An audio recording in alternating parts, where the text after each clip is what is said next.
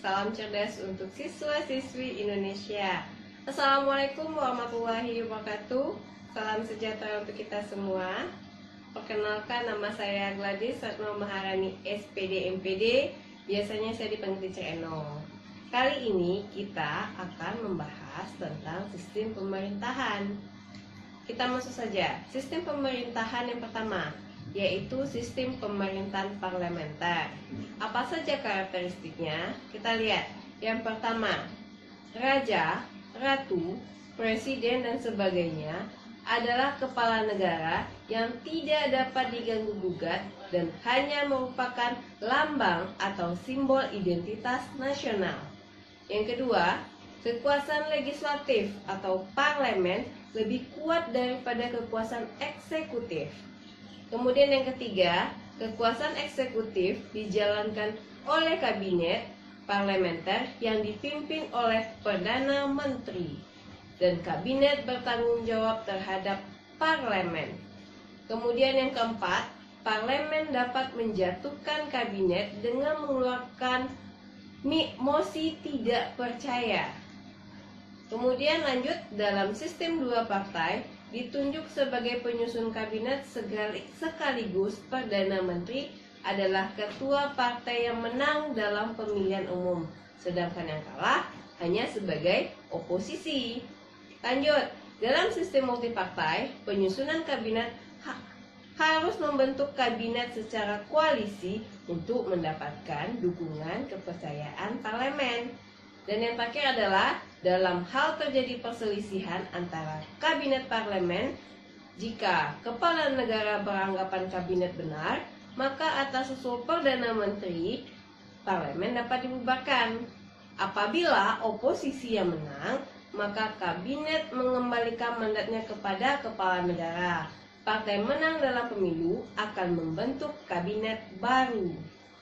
Lanjut lagi, kelebihan dan kekurangan dari sistem pemerintahan parlementer. Kelebihannya apa saja?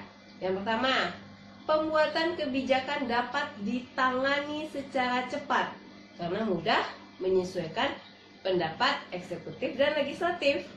Yang kedua, garis tanggung jawab dalam pembuatan pelaksanaan kebijakan publik jelas.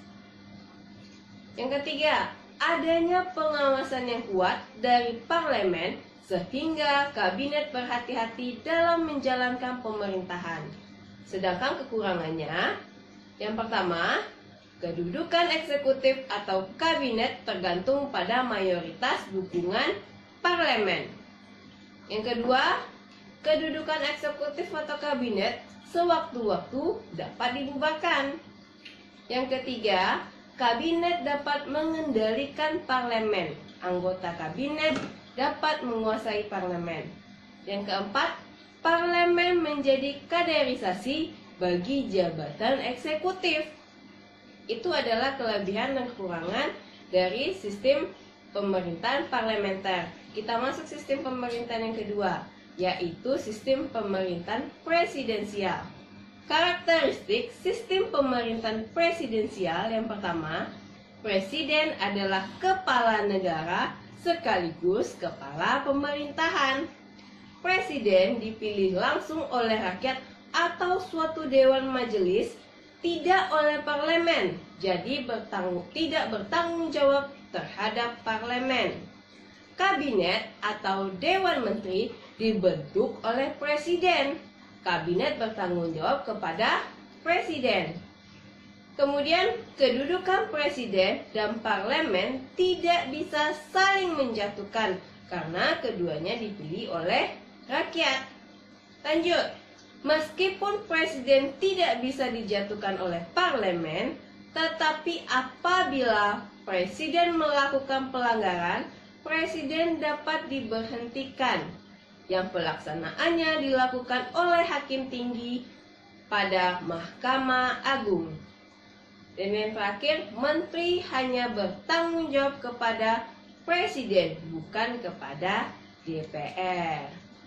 Kelebihan dan kekurangannya apa saja? Kita lihat. Kelebihannya, badan eksekutif lebih stabil kedudukannya karena tidak tergantung kepada parlemen. Masa jabatan eksekutif lebih jelas dengan jangka waktu tertentu. Penyusunan program pemerintah dapat disesuaikan dengan masa jabatan eksekutif. Kemudian dapat mencegah terjadinya kekuasaan yang absolut. Sedangkan kelemahannya, kekuasaan eksekutif di luar pengawasan langsung legislatif, sehingga dapat menciptakan kekuasaan mutlak. Sistem pertanggungjawabnya kurang jelas. Pembuatan keputusan atau kebijakan hasil tawar-menawar antara eksekutif, sehingga keputusan tidak tegas dan memakan waktu yang lama. Lanjut, kita masuk sistem pemerintahan referendum. Sistem pemerintahan referendum berarti pelaksanaannya didasarkan kepada pengawasan secara langsung oleh rakyat, terutama kebijakan yang telah ada, sedangkan dilaksanakan oleh badan legislatif atau eksekutif. Bentuk referendum ada 3. Yang pertama, referendum obligator, referendum fakultatif, dan referendum konsultatif.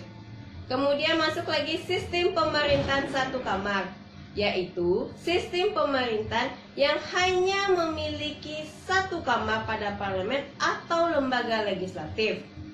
Menggunakan satu kamar kecil dan homogen, sistem satu kamar dipilih karena sistem dua kamar sering terjadi tumpang tindih antara majelis tinggi dengan majelis rendah.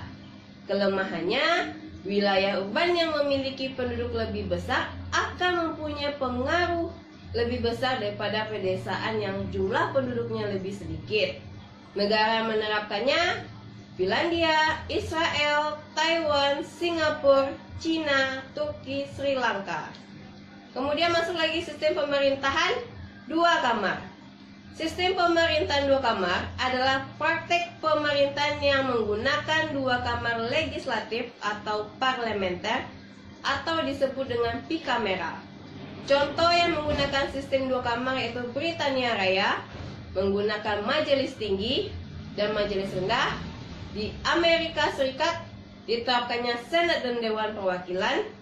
Kemudian Indonesia yang mendekati sistem dua kamar yaitu MPR dan DPR. Bentuk parlemen dengan sistem dua kamar dibedakan atas federalisme dan dua kamar kebangsaan. Oke, cukup sekian materi saya hari ini. Mohon maaf apabila ada salah kata. Assalamualaikum warahmatullahi wabarakatuh.